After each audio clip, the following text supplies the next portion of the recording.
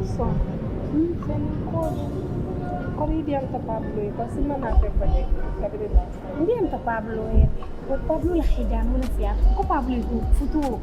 Niti malaf na yung futuro. Milaf ta fengo pen ang talababo di ba?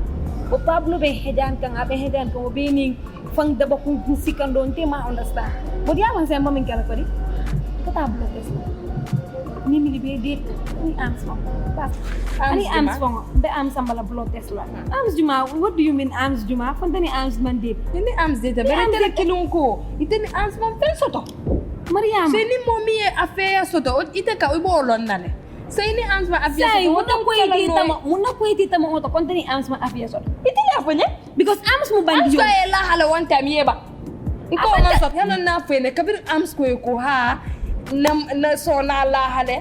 Man la fan kay ko sonna na la ko be sonna bukata abu ko Mariam yali tay saying every time ni basiri ngi kala fika rob nyara la balabang yali ngi non sen so man la kala funya am sila sonna be am sila ko ente ha oui ente ha so boni ta ni na po ana na maj mundu musung kabra ite finish no problem barinde ngata am sama no la block no ko ite am sa am sa tete am sa bulale sama Mariam am sa ko ayo so min tole ay son kan na iso kan watan tala haji tijen tadi mo fama ante laf tolo lon tente ko no la modo kan mi alon ko amon ko na ma foye ko no la ma kan tele nyinin ka ya jele ni be diam kan te kan ta as a bad person ta make bad person ko kabirite na tante lo kono ma kan mutay ma moy sa to ko ya wala sa na lon ya jele kabirite ko no so tante man ta hanni dula hanni ko to ma tima ha af nimba sirin teng nim na ba diamol video kon ba sindam bulo ken da ko na nyinin ka nga baral fa ko nga jakale ite mama fa yasa ko sata talti je be mis fine anyways ya tanya minalo ko musuko na ma anything kakala funya musuko na ma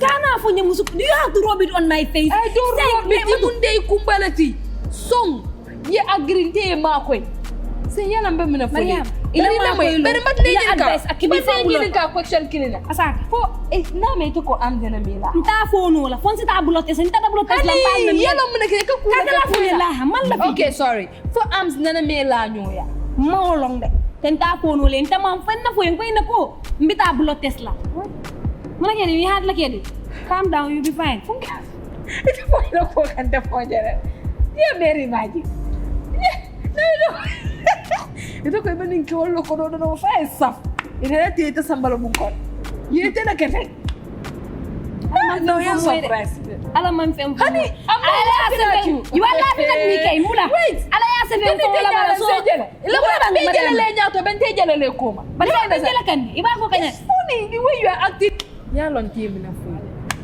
ipare nya fo se iba sta la ka change pour ni kono warta mol kana notice ikani fende terum bindu kono ba kama ba ni kono sta ta ka war ni ite ni nyol bedu abi pa kina ya mbu so ko ngana ta Mariam memang ani yalla mu de ben min kan ni terum mi am sew ka ni baro ta fa cinta ita duno ya be ka nyum so ko ya kama nan do step ite man ke ya kama nan ani te be advice man ke mo ken ile advice akibi fo ya la Mariam lu ngomi na fa nga confirm ta ya ko ite yu ano ite man ke mo ken lu ngomi yalan ko isi de ko nga dina no nga pablo ke ge ano fama di buy and force ko na lo ne yo la kanu fay ya kanu fo mundo fo dino ni mo man ke fe mo min de yalan telo ne ni ko pablo ko no be la be te ke ala ni ko no je mo moron din tamu itala bata ning pablo bata ni am zom futura la buy and force with full chest am je do oui yeta lo moto e takifa wole fisa am je fu has why cause always listen let him cheat let him be your baby daddy is fine daddy but ning ay futu